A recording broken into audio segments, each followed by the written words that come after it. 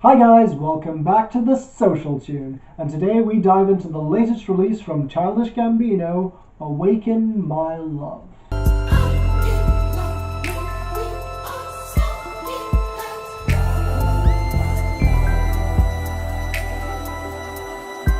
So, Childish Gambino, aka Donald Glover. Some of you may know him for his sketch comedy or his stand-up. Others may recognize him from his classic TV show Community, or more recently, his classic TV show Atlanta. But most of you probably know him for his music. This guy's been bubbling under the surface for years, but in 2013 he finally made it big with his single, 3005. He amassed a much larger following after that, and his album Because of the Internet was heralded as one of the best albums of 2013. Now, I've always liked this guy, especially from Community, which is easily one of my favorite TV shows of all time. But I've always felt that he was a shade away from hitting real gold. For a guy who is so talented in so many ways, all of his releases to date have been great, but never true classics.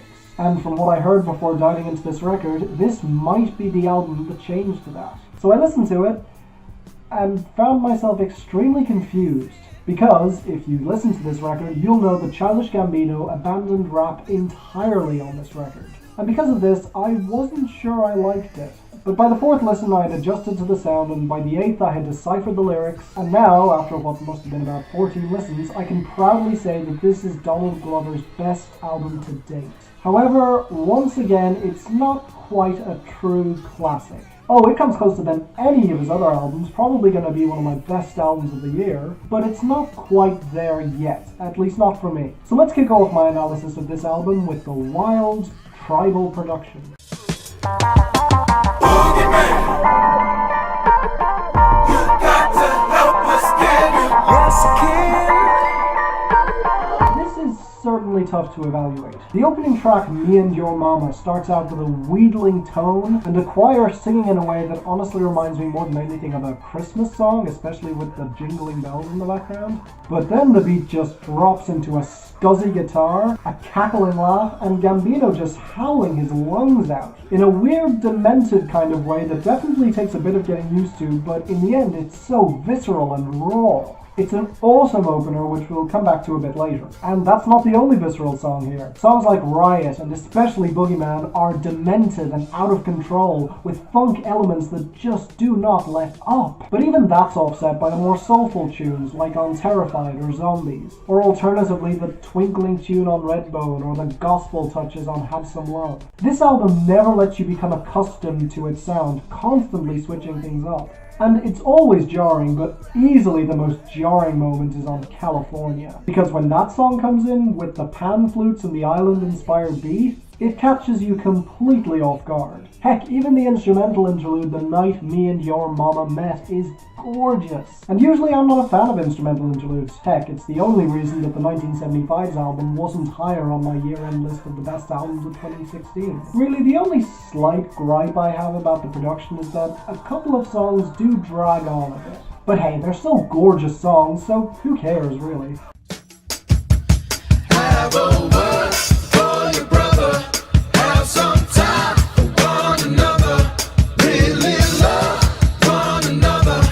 It's so hard to find. Next up, let's discuss Donald Glover himself. As I've said before, he's ridiculously talented. And while I was initially disappointed that he wasn't rapping here, because I really do think he has a gift for one-liners, his singing, despite being very unconventional, is wildly infectious. And while I love how raw and visceral he sounds on Me and Your Mama, I also loved his regular vocals on Stand Tall. But my favorite moment is when he pitches his voice up a tone on Redbone, one of the best songs on this album with an absolutely fantastic melody. I've heard some people say that they didn't like the way he pitched up his voice a notch, but I really did think it fit the tone extremely well, and I absolutely loved it. Definitely a highlight. He even uses auto-tune a couple of times, and while it's not quite as well used here as it was on Chance the Rapper's Dear Theodosia reprise, which I discussed in my last video, it's used tastefully and sparingly, and when it does come up, it sounds great. Really, the only moment where I didn't like his voice was on California, where he's mumbling through the track and his voice is just muffled by a ton of auto-tune. It sounds like the voice you do when you're mocking someone, which I'm pretty sure is the intention. Which leads us to the big mystery on this album, the lyrics.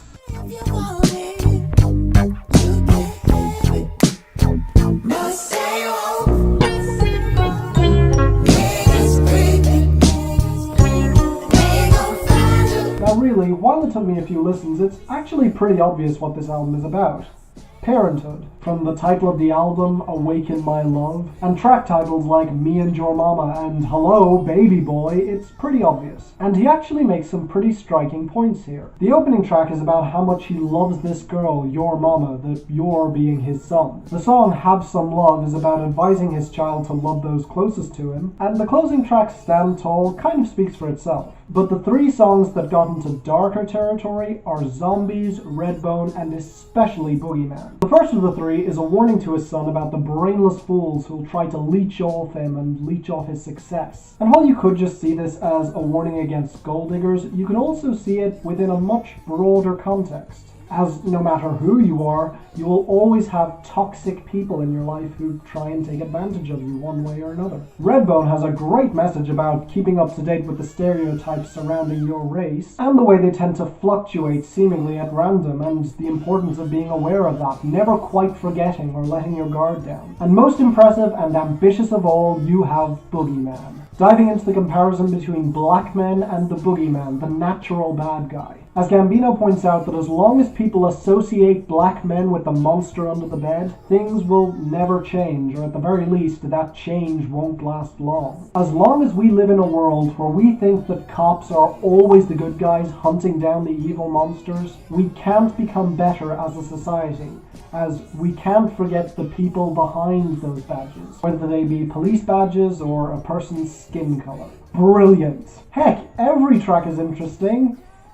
Except for, once again, California, which really is a blot on this album. It's a song about a girl who moved to California to follow her dreams, and I'm sorry, the mocking tone he takes on this track really does feel in bad taste. Especially with how dismissive the song already sounds. If that song had been cut from this album, I would have given this a light 9 out of 10. But you know what? While it is a flaw that I can't really ignore, it's not terrible, and honestly the rest of this is so good that I still think it's well worth your time and money. So I'm going to give it a very strong 8 out of 10. Well done, Childish Gambino, definitely a favourite for me. As for you guys, I have one more December album left to review before diving into what 2017 has to offer, so please post in the comments if there are any albums that are coming out in January that you'd like me to review. Please subscribe so you don't miss a thing, and until the next time, I'm Finn, and this is The Social Tunes, signing off.